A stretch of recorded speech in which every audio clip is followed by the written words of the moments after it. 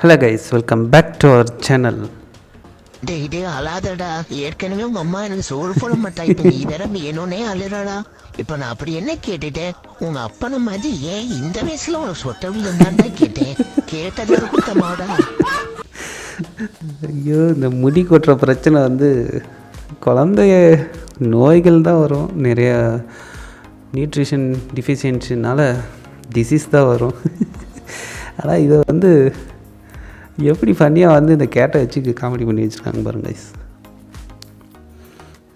ஆனால் பூனை தான் பெட்டாக அழகாக சூப்பராக இருக்கும். நாயும் வந்து பெட்டு வந்து செம்ம அருமையாக இருக்கும். அவங்க சில்ட்ரன்ஸுக்கு வந்து மோஸ்ட்லி இந்த டைமில் வந்து ஒரு பெட்டு கூட இருந்தால் கண்டிப்பாக யூஸ்ஃபுல்லாக இருக்கும். இன்கேஸ் நீங்கள் அப்பார்ட்மெண்ட்லேயோ இல்லை தனி வில்லாவிலையோ பக்கத்தில் எந்த வீடும் இல்லை அப்படின்னா கண்டிப்பாக குட்டீஸ் வந்து ஸ்ட்ரெஸ் ஆவாங்க.